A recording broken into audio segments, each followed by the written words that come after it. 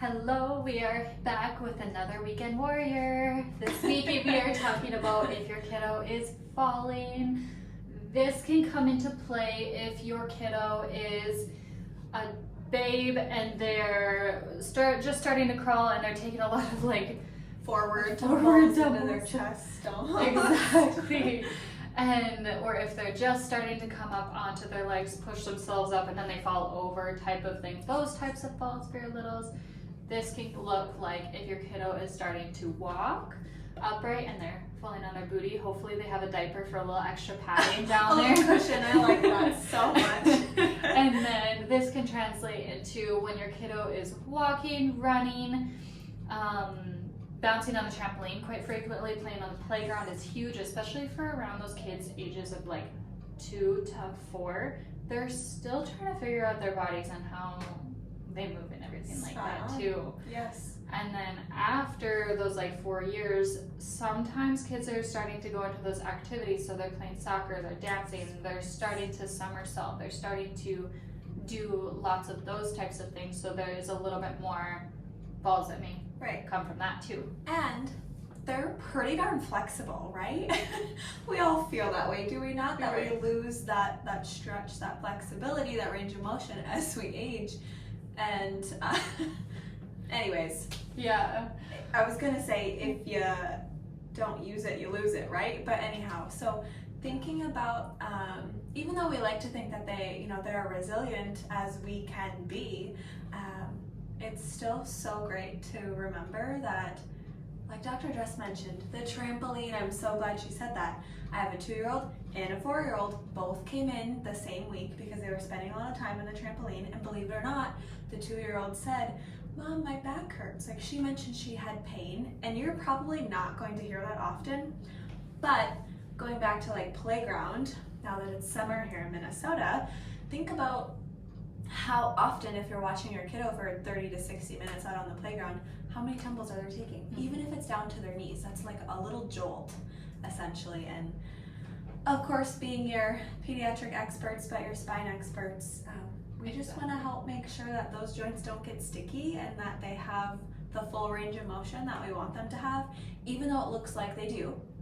But what you could notice, also we talked about your little could maybe have a preference. Always stepping up the stairs with that right foot. Is there a dominant side? That is also brings our brain to muscle tension. Where is your little tight in the hip flexors, in the glutes, and how does that then cause them to compensate? Mm-hmm. Or even if you notice that after a fall, your kiddo is just tilted just one side a little bit. They act 100% normal, but they're just tilted just a teeny bit. And so that could be that muscle spasm going on the one side of their spine and kind of keeping everything locked. Because I'm sure you have had falls either slipping on ice, tubing. I know we're not in that age yet, but when we're little, around that 12 years old stage or something like that, I'm sure you've had a tubing incident where you flew off and then your body's sore after that and you need an adjustment to help it go back. So I know I have plenty of those. I was gonna say, you are bringing me back, Dr. Justin. I am so glad that is not an activity of choice of mine anymore. Yeah. But like us as adults, we have falls too. And I know that whenever I take a slip or something like that, I immediately go to my chiropractor because my muscles are firing in different ways that they may not want to fire, or may need that adjustment piece to relax everything, because as you know, chiropractors target that nervous system to help reduce that interference with the spine and everything like that. And of course, the nervous system controls the muscular system. So we just want to help turn on that parasympathetic, that rest and digest nervous system that basically can help bring you back to a homeostasis, right? Balance in the body. So we have our beautiful little spine here. Ignore that it's crooked. This one's very flexible, so it's really hard to make sure that it's nice and straight. So our parasympathetics live in the upper cervical area here, as well as the lumbar area here. And so when we take falls or anything like that, sometimes we have that little bit of jar in here, sometimes we have that little bit of jar in that low back area. And so that's when you might notice that it's just tilted just slightly type of thing. or like a flexion extension of the pelvis. That's a very common thing for chiropractors to talk about, is that we want to work at these little SI joints where your hip bones come back to meet your tailbone. That is often where we can get restricted in movement and can be very much connected to the side preference, right? Are we a little tight on one side, or are we always using one leg to step forward or go up and down stairs? Exactly.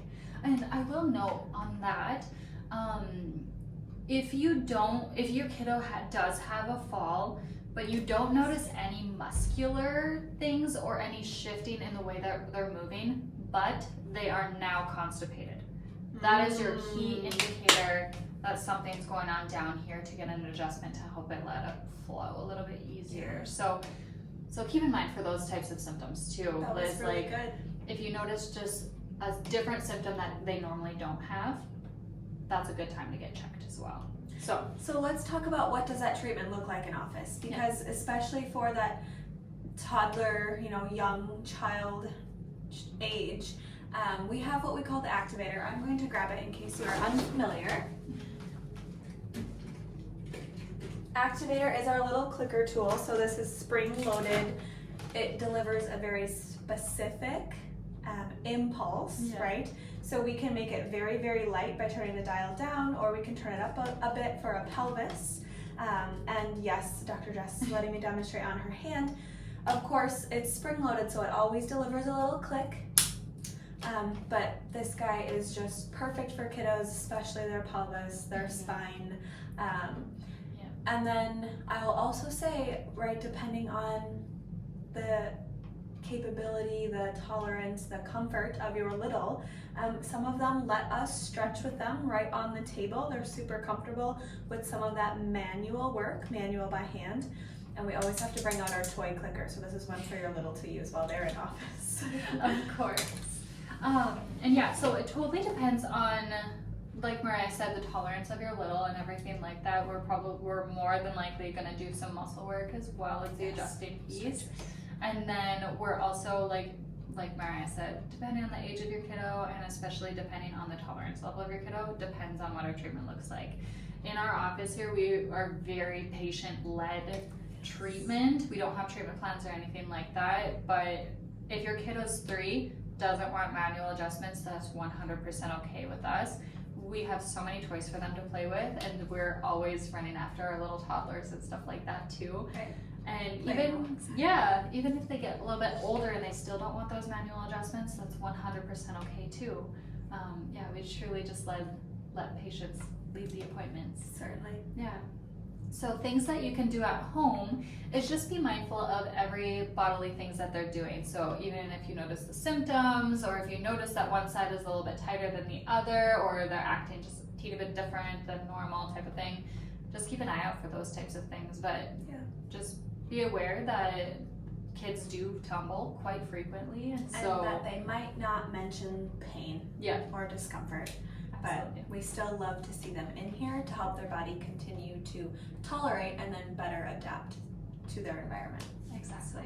So if you have any questions, please feel free to comment, let us know. Of course, subscribe to our YouTube channel, and we will see you next week. Thanks.